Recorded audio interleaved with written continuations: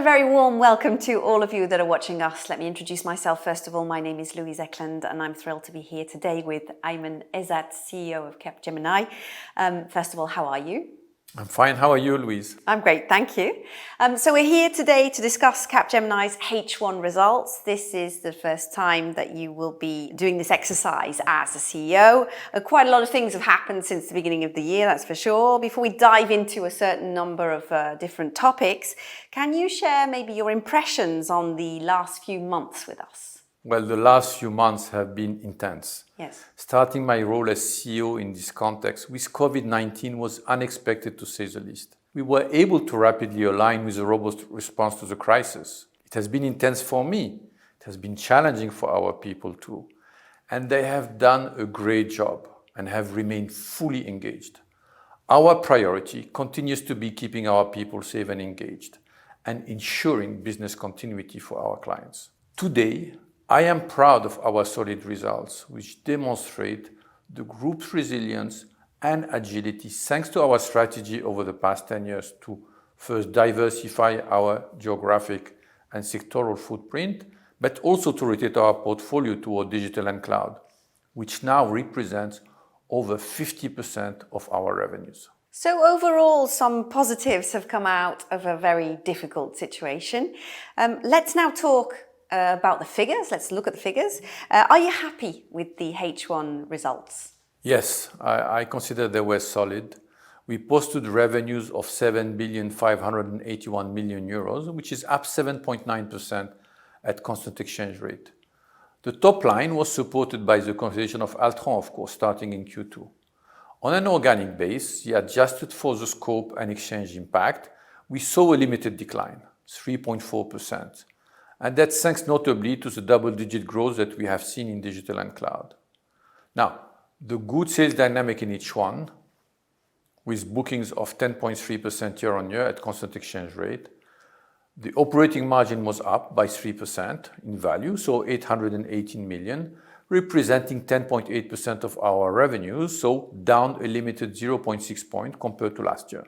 Finally, our organic free cash flow was up 16 million, 106 million. Of course, the impact in Q2 was more important, depending on sectors. Now, confirming what I said at the end of Q1, the manufacturing sector was the most impacted, especially in auto and aerospace. While on the other side, the public sector growth accelerated. Also proud to say that the financial services sector, which is our largest sector, demonstrated stronger than average resilience. When we look at the region's performance, they also reflect the business mix and the intensity of the lockdown in the various countries. Now, France was by far the most affected. I see the rest of Europe and North America have fared better and APAC really resisted. I can imagine that the finalization of the Ultron acquisition with 50,000 new colleagues joining Capgemini has played a part in the positive results. How is the integration going and any next steps maybe to announce? So Ultron takes Capgemini to a new level. It makes us a leader in intelligent industry. The integration is on track. Ultron is 100% consolidated since April 1st. The leadership is fully engaged and the integrated model rollout is confirmed for January 2021. Now we confirm all the synergies, both cost, operating model and revenues.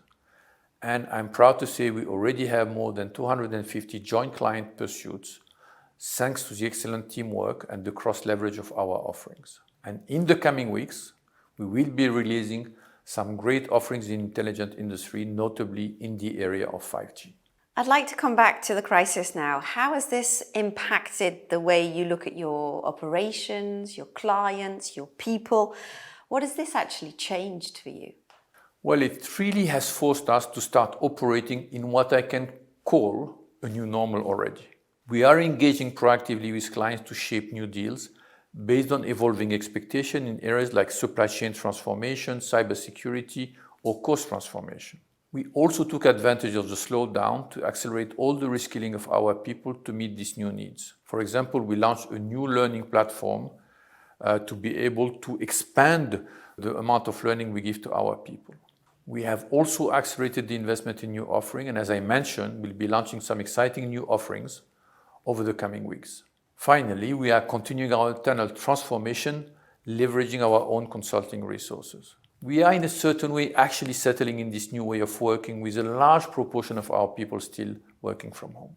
There's another future-focused topic that you've communicated quite a lot on recently, a topic that you are personally invested in as well, that's climate change. Can you tell us about Capgemini's commitments on this subject? Well, in the world we live in, we cannot just ignore the planet. And in July, I announced Capgemini's objective to be carbon neutral no later than 2025 and net zero by 2030. And we will also focus on helping our clients reduce their own carbon footprint. We have already committed to a 10 million ton target by 2030. So let's recap, if you don't mind. We've talked about resilience and agility in these unprecedented times, an Ultron integration completely on track, an acceleration on climate change, a new normal in how Capgemini is working with its clients. What we haven't actually covered yet, and it is key, is the guidance for 2020. Can you share on this guidance topic, of course, and give us as well your overall impression on what the end of the year may look like? Well, the group anticipates a gradual recovery in the second half compared to the second quarter. We have therefore set the following objective for 2020 as a whole. A revenue growth at constant exchange rates of between 12.5% and 14%, with an estimated contribution from acquisition of 17%, an operating margin reduction of 0.6 to 0.9 points compared to 2019 rate of 12.3, and that clearly illustrates an improvement in our resilience, and an organic free cash flow above 900 million. I am confident we will come out of this crisis stronger. Thank you very much, Aiman, and all the best to you and your teams for the coming months. Thank you, Louise.